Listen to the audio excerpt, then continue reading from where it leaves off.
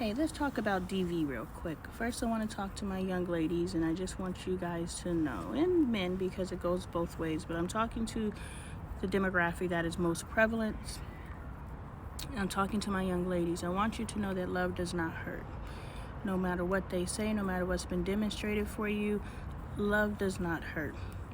And that expressly means as you give love and as you receive love.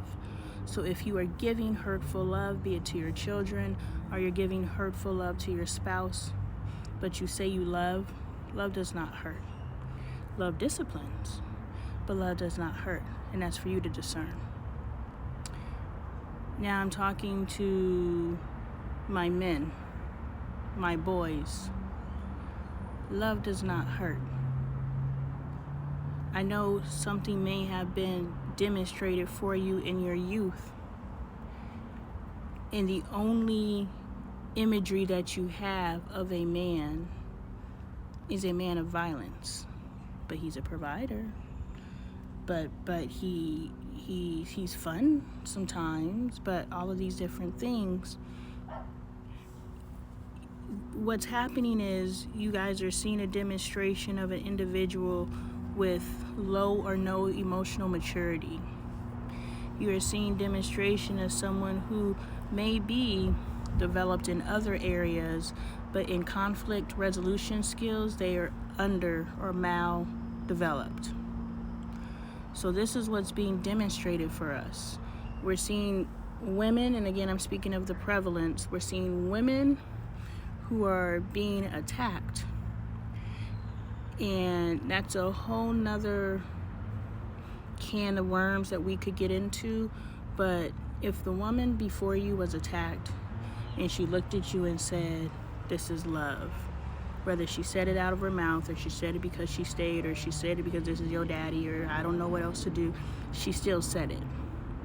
Let me be the one to tell you that that is not love, and at any point you can get out.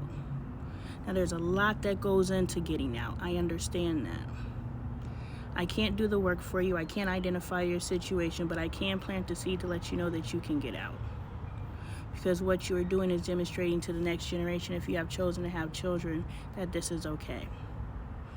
I have a young man that's in my class that came to me yesterday and told me about how his mom's wrists were bleeding. And I was like, hold on, what? He continues to tell me that she and her friend were getting into an argument, and he did something and then her wrist started bleeding. I pulled him to the side today because after he told me that story, I started playing back all his behaviors. And today I watched him. And I was like, I see the manifestations of him watching this man, or any man, because typically when you get to that point in your life, you've been around a couple abusive men. This ain't the first one. This young man is a first grader, so as a first grader or a 6-year-old, he has lived potentially 6 years of his life in the presence of violent men. And so now I'm watching this boy and how he responds to someone taking his pencil, how he responds to conflict, how he speaks to other individuals. This baby is sweet as pie. I drop something, he's racing to pick it up. He wants to please me so much. Miss Taylor, Miss Taylor, Miss Taylor. He is a dreamboat. But I see what's developing because of what he sees at home. So I had to pull him to the side and I said, son, regardless of what is demonstrated to you, understand that a man should never put his hands on a woman. A woman should never put her hands on a man, but I'm talking to a young boy. A man should never put his hands on a woman. That's not friendship. That's not love. I was like, this might be the only time I'll have an opportunity to talk to you, so I need you to remember this conversation. Because as you get older, you're going to start developing what your man identity looks like, and you could be the sweetest pie guy. But behind closed doors, how I see you acting right now, I can see that manifesting. So I need you to know, just because this is a demonstration, this ain't how you gotta move. And I make it my point to call him every time he's starting to express those behaviors, so he knows what those behaviors are. Because if you just tell someone to stop, they don't know what they're stopping. That right there, don't do that again, because that is a manifestation. So when you're teaching your children, you may be in a situation you haven't figured out how to get out of it yet. Please sit your children down and say, I know this is what you're observing, but I want you to know that you deserve better than this. I have to figure out how to get out of this. I've told my own children this in many ways. My kids, they hear my story and they're like, you deserve so much better than your mom has accepted for herself. You deserve so much better. No one told me that. No one taught me that.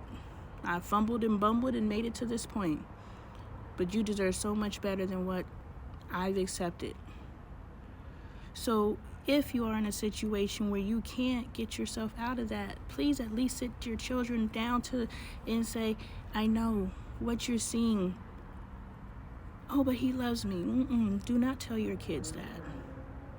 This is not love, baby.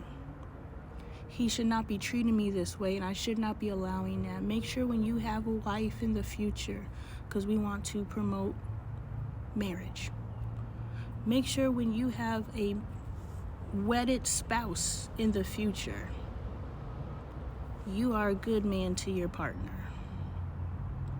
You love them. You keep your hands to yourself. You protect them.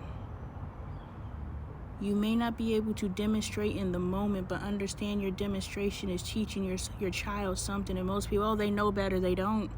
If they don't know conflict resolution, they're going to default to what they know. I did not know what to do with my kids. I knew the way that my parents raised me was wrong, but I didn't know what to do with my kids, so I'm beating babies too. So we can't assume that our children will do better until they know better. So you get into some books.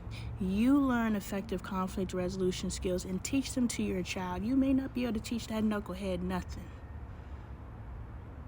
But your child, your black male child who is watching a black male beat your ass, teach him conflict resolution skills.